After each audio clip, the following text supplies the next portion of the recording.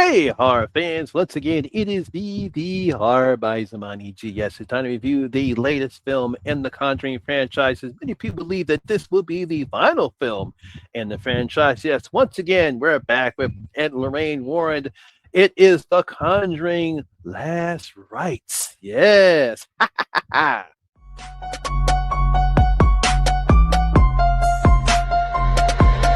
ready for this?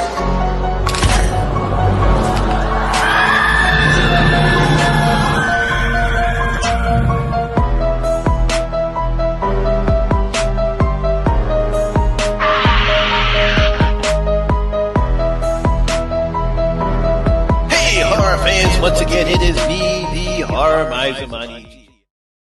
Now, The Conjuring Last Rites is a 2025 supernatural horror film that was directed by Michael Shaves.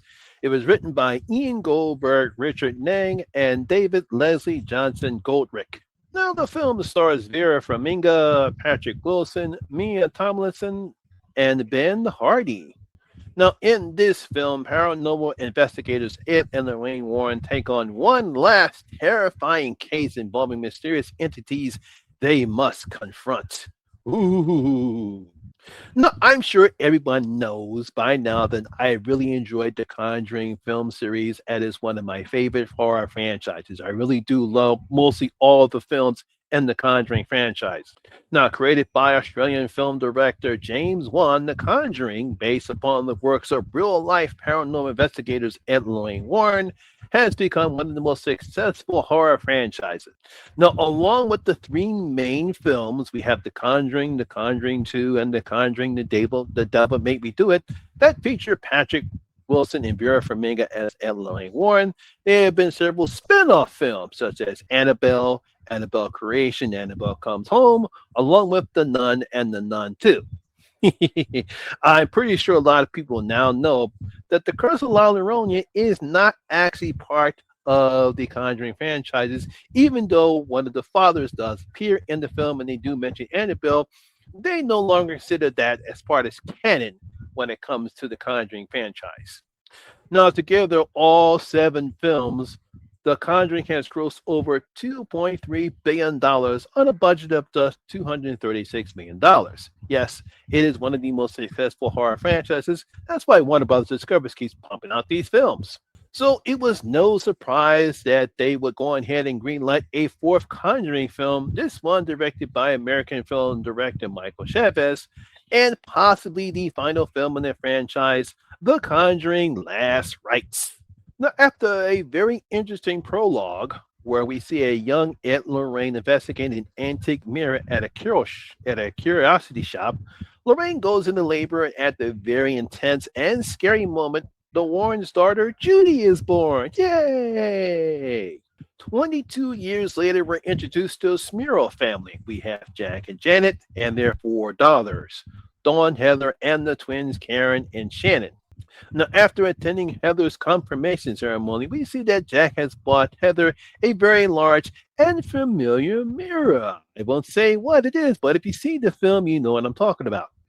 And of course, weird shit starts to happen, and later on, Dawn and Heather decide to throw the mirror out because it's causing too much crap with their family, only leaving them to more supernatural experiences for the family, and they start sketching out.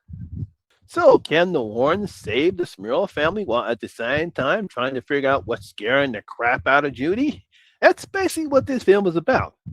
You know, if there's one thing we can say we can all agree upon with this series, that it wouldn't be the success that it is without Patrick Wilson and Vera Farmiga, as they are the heart and soul of this franchise. To be honest, really can't see anybody else playing these characters because of how well Patrick Wilson and Vera Farmiga have done so far in all four films, and even in Annabelle Comes Home, how well they play these two characters. Because as with the three films and in this one, the chemistry between Patrick and Vera is just simply fantastic, especially with this one as we get to see a grown-up Judy in this particular film.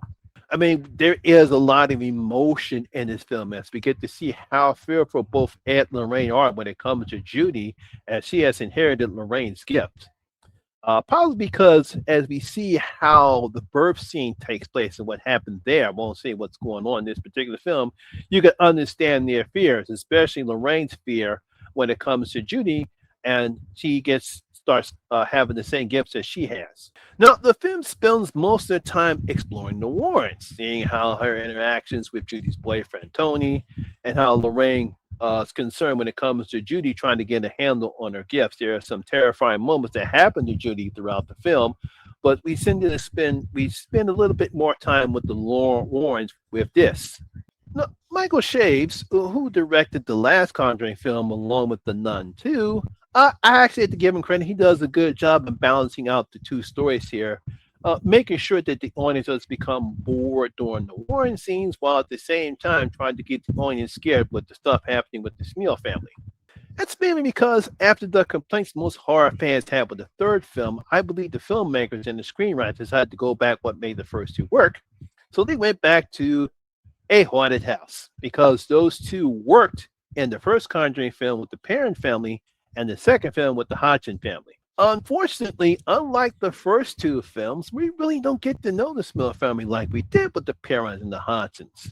So, unfortunately, there's no real connection for the audience with this family. No, I'm not saying that we don't care about them. Unfortunately, there is no emotional connection with the Smith family. I mean, we had great connection with the Perron family in the first film and the Hodgson family in the second film, but for some reason, we don't get that connection with the family here in this film. I mean, it's only by the third act when the Warrens do become involved with the Smears. We only care what's happening to the Warrens when they enter a strike, and the reason why it's kind of a bit predictable. I was expecting a little bit more, but maybe the screenwriters just didn't know what to do when this third act comes because I was expecting a little bit more like we did in the first two films. Even in the third film, we got a little bit more, but for some reason, we don't get the reason why.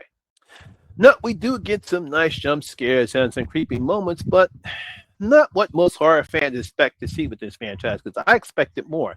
Not what I'm saying what we saw wasn't scary because we do get some scary moments in the film, especially in the third act. We do get some scary moments in the film as well. But I thought for some reason or another, I didn't think we were going to get anything that was going to happen to Ed, Lorraine, or Judy, or even Tony in this particular film. Although they did try their best to make it scary that something bad was going to happen to them, but I had a feeling that nothing was going to happen to them. I mean, overall, while it's an improvement over the last film, and we get some decent acting from Patrick Vera and Mia, some nice emotional moments and some spooky scenes, but something is missing here. And it could be that while Chavez, he's a good director, I don't know if he can or doesn't have that touch that Juan has in order to make his horror films scary and spooky. I mean, that's one of the things that we truly love about the first two films is that they were both spooky and scary, and they had atmosphere, they had suspense and tension in those particular films. But for some reason, that's one of the things this is missing in this particular film. Like I said, we got scary moments in the film. We get some that woman that we saw. I'm not giving anything away. A creepy looking woman that smiles every now and again. We get some nice creepy moments with that. But there's something missing here, and I don't know if Chavez has that touch that Juan has. Also, while this probably will be the last time we will see Patrick Wilman and Vera Farmiga in this series, I believe that Warner Brothers Discovery will greenlight another film depending upon how well this does at the box office. I mean, they are not going to stop pumping out films based upon how much money this franchise has made for them. So if this film does well in the box office, I got a feeling we'll have another Conjuring film, whether it's another Annabelle film or maybe it's the Crooked Man or any of those entities that we saw in Annabelle Comes Home. Because we still have a possibility they could have another of those films like that, or they might make a fifth Conjuring film, but have a younger cast to play Aunt Lorraine Warren, or maybe they'll get Mia Tomlinson and Ben Hardy to play to come in and take over for Ed Lorraine Warren. It all depends how well the film is the box office, but I have a feeling we have not done with The Conjuring yet. So I'm going to give The Conjuring Last Rites. Just gave it 2.5 out of the Miser's five bloody coins. Like I said, it's an improvement over The Devil Made Me Do It, but it's definitely not as good as the second or the first film. um, is something missing, and I don't know what it is. I think for Chavez, I think he really has to find his niche on trying to make his films with some type of atmosphere, some type of tension and suspense, so that way he has a film that similar to what the first two films had in the series. Like I said, it's a nice improvement over the third film, but unfortunately, it's not better than the first two films of The Conjuring. So there you have it, horror fans. That is my video and review of The Conjuring Last Rites. So hope you did enjoy it. If you did, please give it a thumbs up, like, and share. It really helps out with that YouTube algorithm. Have you seen The Conjuring Last Rites? What you thought about the film? Did you enjoy it? Or did you think it was just as bad as the last one? Leave your comments in your comment section below and tell you what you thought about the film.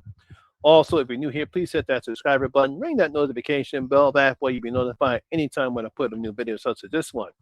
Once again, my name is Lamont Smith, better known as the Horror Miser Money G, and always remember that rules. And I see you in my next see you in my next video. Guys, stay safe out there.